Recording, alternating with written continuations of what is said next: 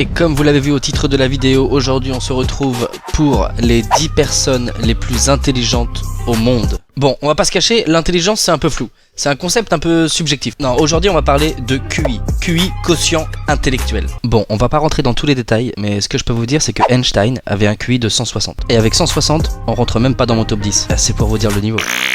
Et on commence à la 10e position avec Judith Polgar. Réputée comme étant la meilleure joueuse d'échecs au monde, Judith possède un QI de 170. La joueuse d'échecs hongroise se place donc à la 10e position. À la 9e place de ce classement, ce mathématicien Andrew Wiles a atteint le QI de 175. Connu en 1994 pour avoir résolu un des problèmes de mathématiques les plus célèbres, le dernier théorème de Fermat.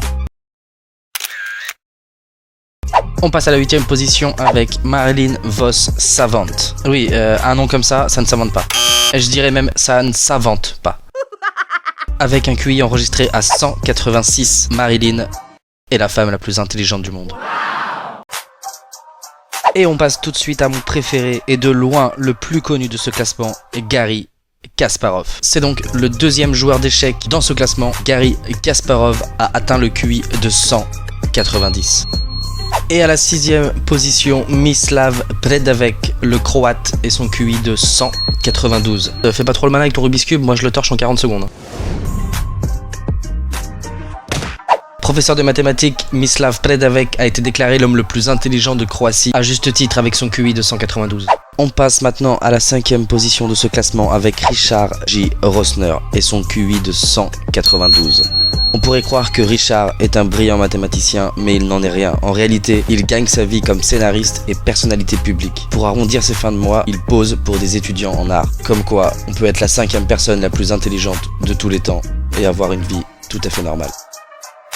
Et on passe tout de suite à la 4e position de ce classement pour trouver Christopher Langan et son QI de 195. Ce penseur et autodidacte américain a eu toutes sortes d'occupations. Travailleur de ferme, pompier forestier et même portier. Pensant en savoir plus que ses professeurs d'université, Langan a quitté les études pour vivre sa vie à sa manière.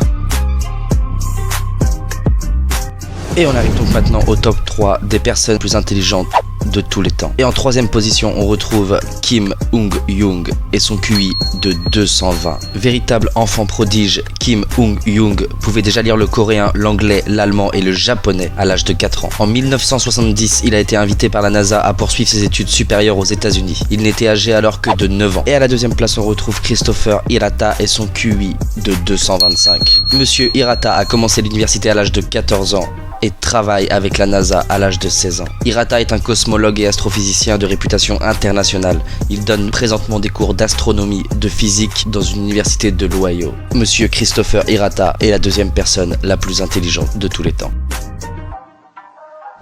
Et vous l'avez compris, on passe maintenant au numéro 1 de ce classement, l'homme le plus intelligent de tous les temps. Terence Tao et son QI avoisinant 225-230 est un des plus grands mathématiciens de notre époque. Assistant à des cours de maths de niveau universitaire à l'âge de 9 ans, c'est aujourd'hui lui qui donne les leçons en tant que professeur à l'Université de Californie à Los Angeles.